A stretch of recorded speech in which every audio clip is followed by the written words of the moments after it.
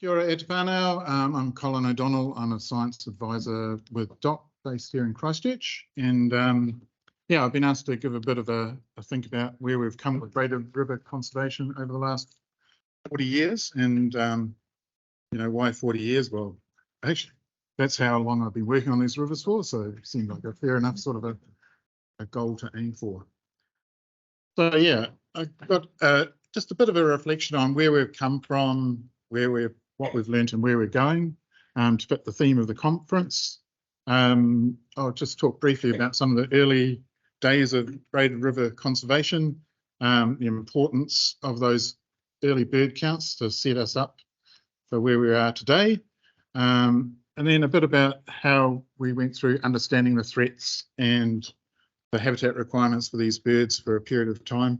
And most of the talk, though, I'm going to focus more on the advances in predator control on these rivers, because lots of the other speakers are talking about quite a few of the other pressures that these rivers are facing and the birds themselves. There's some beautiful pictures from Ailsa Howard from the Godley, so just to make it all look good. So we know that these braided rivers are quite complex places to be. You know, the multi-channel braids, the islands, the terraces, the spring creeks that come into them and so on. And this makes them really diverse places for the birds themselves.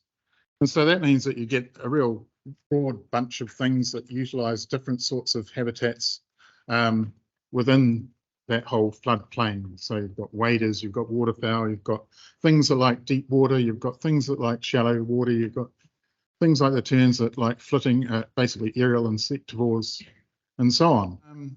The other thing to note is that there's about 300 rivers nationally that have got braided sections on them, and that covers about 250,000 hectares of habitat. But you see from that graph there that nearly 70% of those rivers are in the Canterbury region. So we're a real hotspot here, but don't discount any of those other regions, because there's some pretty significant places in those as well. So the early braided river bird counts, and Miles gave a great presentation on, you know, putting all that stuff together. These are the standardised walkthrough counts, and the first one was in 1960, run by the Wildlife Service, and the Wildlife Service had a few people that were, you know, recognised really early on that braided river bird populations were incredibly significant and important. And so people like the late Brian Bell started those surveys in relation to some of the hydro developments and understanding those down in the Mackenzie country. And then Stu Moore, also from the Wildlife Service, sort of took up the mantle in the 70s and encouraged many others to sort of follow on in their footsteps. And, you know, that truly does provide a basis for us understanding the importance of these rivers to birds today, where we've come to, what that baseline is for change, and so on. And we're able to use those counts now and continue them, as you heard this morning earlier. And some of the early results of those were that, firstly, there's about, you know, over 80 bird species utilising these rivers around the country.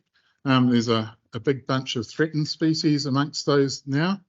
And that the rivers have, some of those early counts were counting in Canterbury over 20,000 wetland birds, you know, on a river during a single survey. Down in Southland, some very early counts from the Ornithological Society showed that there's sort of rivers down there with over 80,000 wetland birds, mainly black-billed gulls at that time. So again, very significant places for diverse bird communities.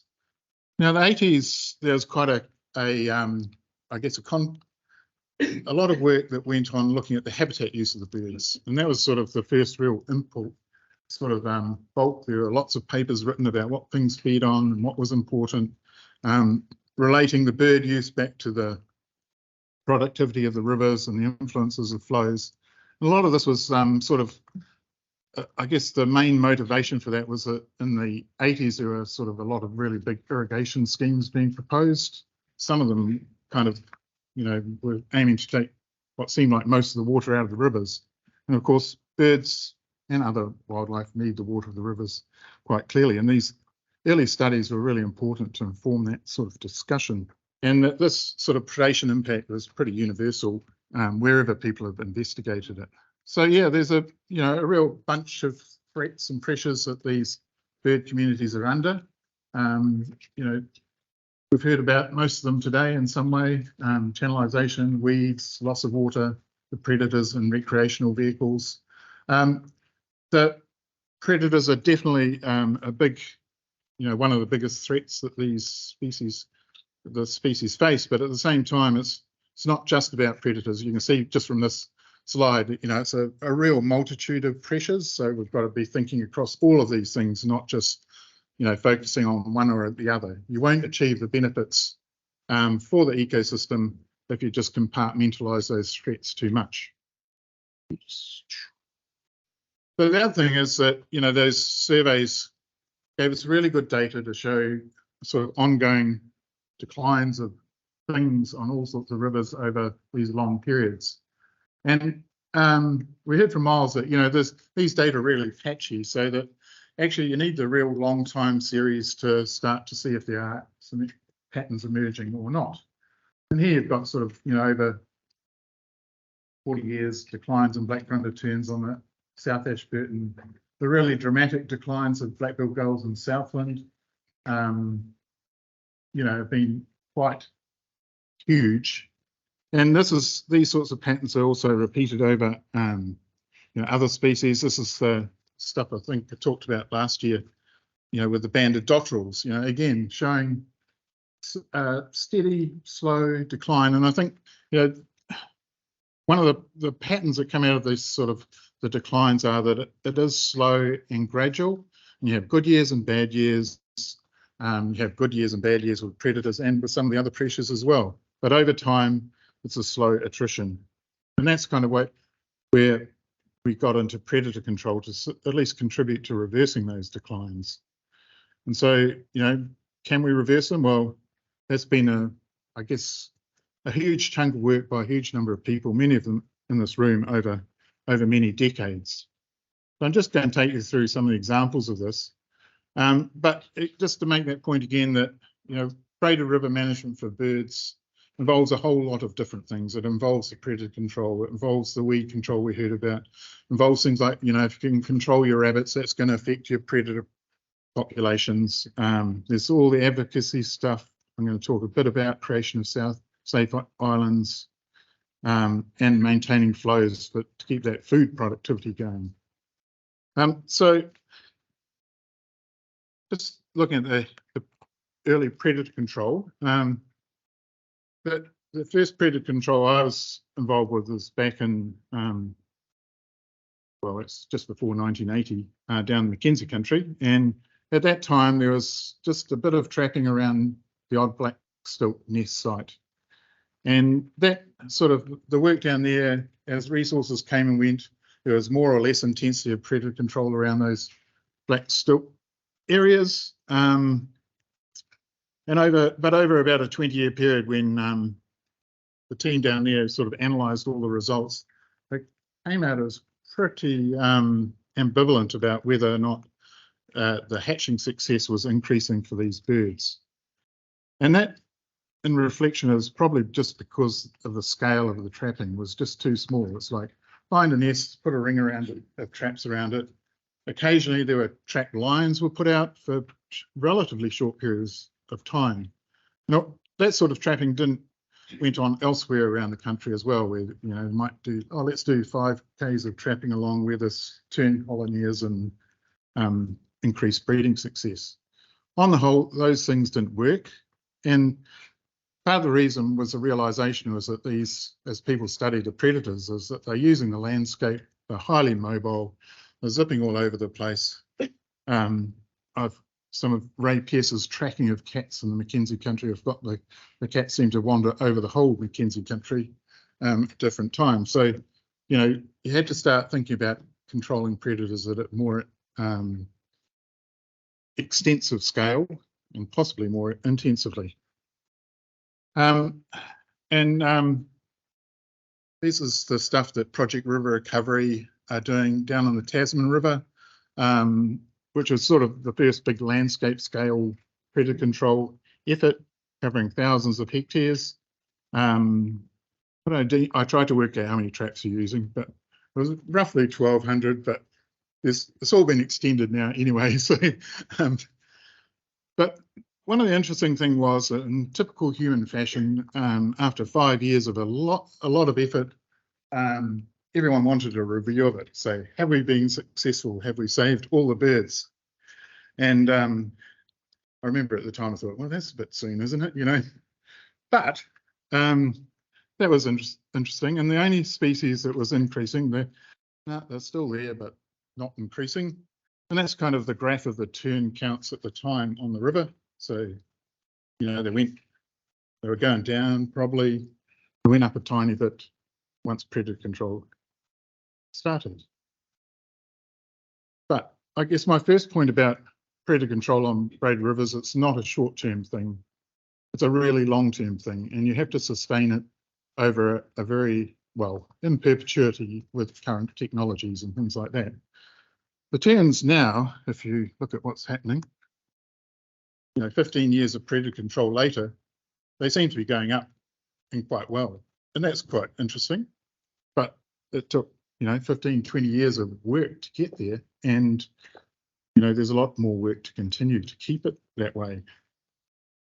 But the interesting thing about this tern graph is that you can see the more recent counts, they're going up and down, like a sewing machine, basically. And that's typical of tern counts on rivers, mainly because we have these floods that confound things all the time. And the floods can take out all the breeding, or a huge proportion of it each time. So, you know, just with your time series of counting has to account for the fact that you essentially those years you have no data. And that's just normal on these braided rivers, as we know, they're flooding things. So it looks like the rival numbers too, again, over a much longer time period, are slowly going up. So that looks pretty good to me. The other interesting thing is to actually look into predator captures, and I don't think people do a lot of control, but not everyone looks at what the results of their captures are, and it's pretty informative stuff. So you see immediately that those bars are numbers of captures of ferrets and stoats on these graphs. Ferrets maybe have declined. I think there's a bit of agreement out there that ferret numbers, you can get them down over time, and like those first capture sessions, you know, they're getting over 100 a year, and then lately it looks like about 20 odd.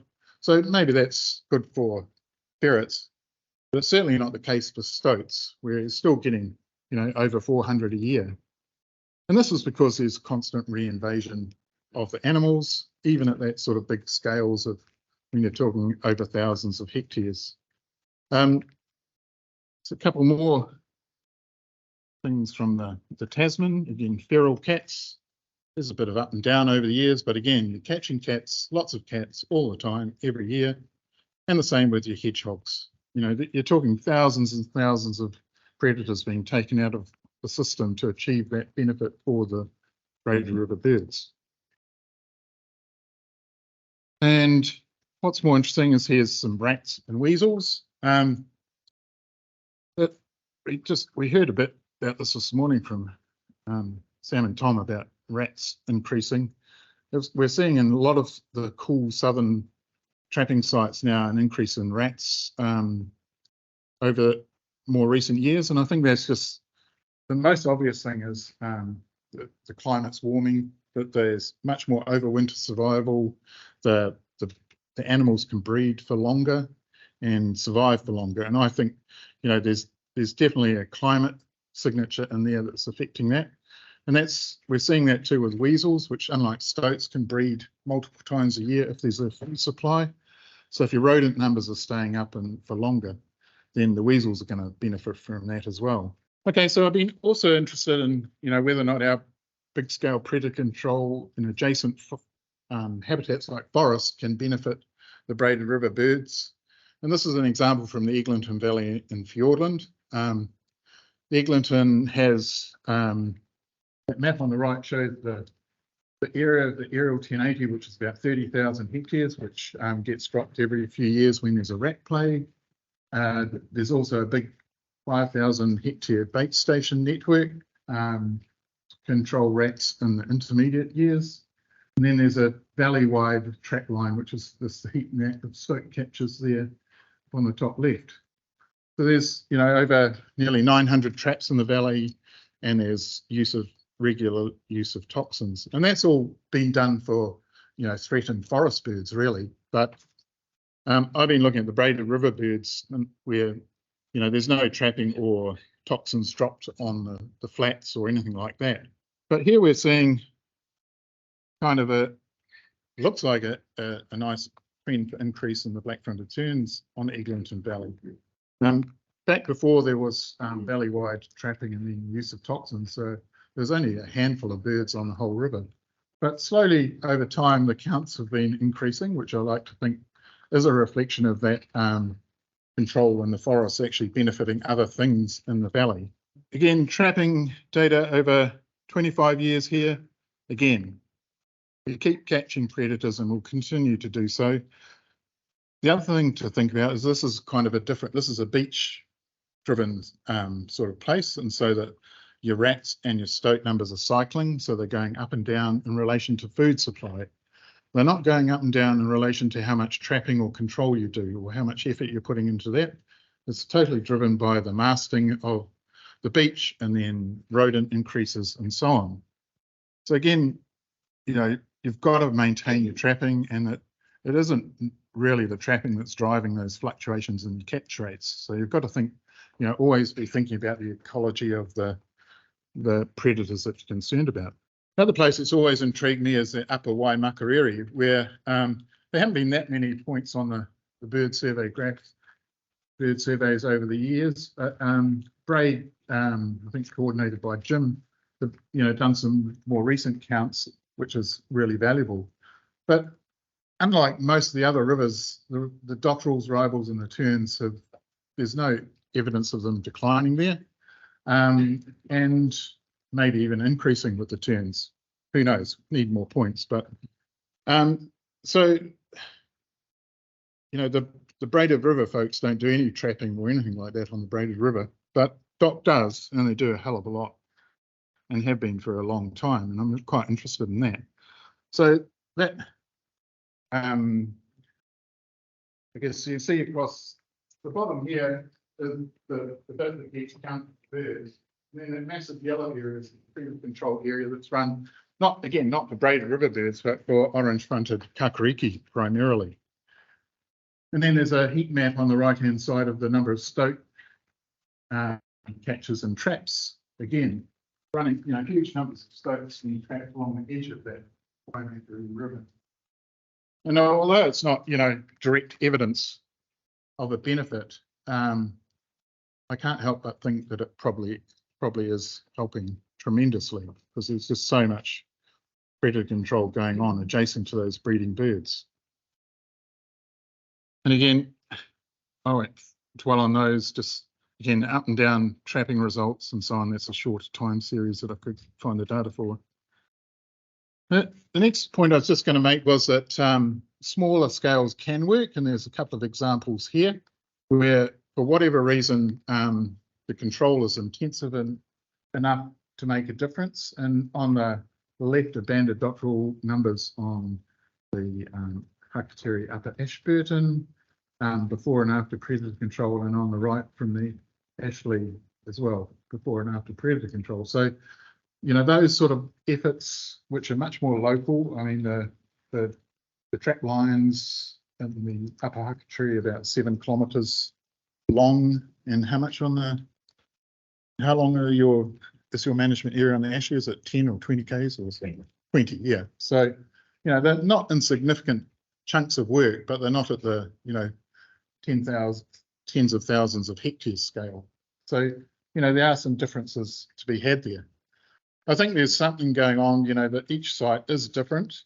So don't assume that what worked for somebody worked for another person. I kind of think of every predator control program as a bit of an experiment, and it should be viewed that way. And that you've got to be in there for the long haul as well. I was just going to mention creating safe islands. This is work that Anne Schlesselman did on the Waikiki a few years ago, with DOC and with ECAN, where we created these vegetated free islands with good flows around them. And on those islands, there are no mammalian predators at all. I think you detected a mouse or something once, didn't you, Anne? And that was about it. And, you know, the birds came back pretty much instantly and bred on those islands. And so, but in the adjacent places, like on the riverbank and on the vegetated islands, Anne was still finding lots of predators. So these islands seem pretty good, at least initially. And so that's a different kind of predator control. You needed a big machine for that. And you also needed some pretty big flows around the islands to get those predator benefits. Unfortunately, it was also confounded by avian predation. So that's the other thing that, you know, a lot of people are now thinking a lot more about, whereas, you know, you got rid of these mammalian predators, which just, you know, had lots of good nests for these, unfortunately, black-backed gulls to come along and prey on, and they preyed on a huge number of the eggs and chicks. So, you know, this is sort of moving into the newer stuff where people are thinking, oh, it's not as simple as just killing the mammalian predators. We've got to think about other stuff as well. And the next, I'm not going to talk about this example, but this in particular, but, you know, the next step is combining predator control with safe islands. And this is work that's being done up in the Clarence with Ecan and Doc and co. And that's sort of like also the next, well, it was an extension of the work on Ohau Island. So thinking about the work that Samantha and Tom were telling us about in a different location with a smaller, perhaps more unstable system, to see what the results of that are going to be. And again, when you look at the data for the last few years, there's some ups and downs on survival of things and nesting success, but I think it's just, again, too soon to really tease apart how successful or unsuccessful that approach is going to be. Last thing I was just going to finish with was talking about, you know, even bigger landscape scales, because that's where we're going to next. And this is a map of a whole lot of tern locations, black-fronted tern locations from terns that were tagged in the Mackenzie country by Fraser Gurney and Emma Williams over a couple of years. And you just sort of see pretty clear, that's sort of only, well, probably less than half the year for most of the birds that have been tagged. But you can see that they're connecting up, they're using all the rivers, you know, in the region. They're not just sitting in the Mackenzie country, they're not just flying to the coast after breeding and going out to sea. They're using, you know, all the other rivers. And that's pretty important information, because we've kind of known for a long time that the birds connect the rivers, and this is just some really sort of powerful representation of that happening. The other thing that in Emma's more recent stuff is that showing that these are birds that she tracked with the Wimmel team up on the Clarence, and all the dots are them feeding all over the landscape, and they're using quite a few different catchments, but they're all nesting up on the upper Clarence, zipping around the place. But those on the right are those bunches of dots where the birds are going to roost in big concentrations at night. So what they found is that even though there's a bird on a nest up the Clarence, but all the other birds go and sit in these big flocks on other braided rivers at night, where they're equally vulnerable to predators, probably, because there's plenty of predators on those rivers. So again, it's not as simple as, yes, let's protect an island in the Clarence or wherever. We've got to start thinking of bigger landscape things to solve some of these other pressure points for them. And I guess we're seeing that in a couple of examples now. With this is Te Manahuna Aoraki. So on your left is the Tasman River track lines that I showed you earlier. The yellow dots are all extensions of that. And then, you know, connecting over to the Cass and the Godley and the Macaulay on the other side of the hill there. And, you know, that's what we're starting to see people think about and where we're starting to go. And to just finish with, this is the Rangitata example that we just heard about. And for the first time, there's trapping from, you know, the headwaters right to the sea. And there's, you know, thousands of traps out there. And we heard from Lex and his team about, you know, all the amazing efforts they're doing on the lower river there. So that connects with the dock stuff and then into the headwaters with the Rangitata Landcare Group work. So, that's an amazing feat. It's still in my mind, pretty experimental. We know we have to control these predators to make a difference. We're still not sure what scale we have to do that to, but yeah, I guess hopefully somebody will give us talks on this in future years, see how all these great new endeavours are going. So I'm going back to it's a bit more than 40 years I've been working on these braided rivers, to be honest. When I started, I got a job as a summer student in my summer holidays at uni here in Canterbury with the Wildlife Service, and spent most of the summer doing braided river surveys. Anyway, that's the extent of predator control when I started in Canterbury. It's the red lines. Well, there aren't any anyway. But anyway, 40 odd years on, that's today. And there's a hell of a lot going on. We've come a really long way. So I still think of it as very experimental. There's still a huge amount to learn. And apologies if your predator control operation, I didn't put it on there. But and if I've missed something, please tell me if you review it when it's online. But yeah, huge amounts of effort. And the early indications are if you keep at it for long enough, you are making a difference as well, I think. And that's pretty much it from me. So yeah, our understanding of these rivers and the bird communities has increased dramatically over the last 40 years. So when you're sitting around and thinking we've got so much to do, just think back a little to see how far we've come. So we're making really good progress. We've seen these predator control experiments, as I call them, expanding, and we've still got to figure out what the limits of those are. But we are starting to see some benefits from that, in the sort of 10 to 15 years down the track. But bird recovery is slow, partly because we're not stopping predation, we're reducing it. And we've also got the other pressures that we've talked about so far today, and we'll talk about this afternoon, to also deal with. So, it's not going to be a sudden, instant answer. The last thing to say is just keep monitoring and refining your control. Think about what you're doing, think about what's driving the predator populations and so on. Because don't just sit there and just blindly put a trap out, check it, rebait it, because I think we haven't learned enough about what we've done so far from that perspective, and I think we can learn a lot more. So thank you.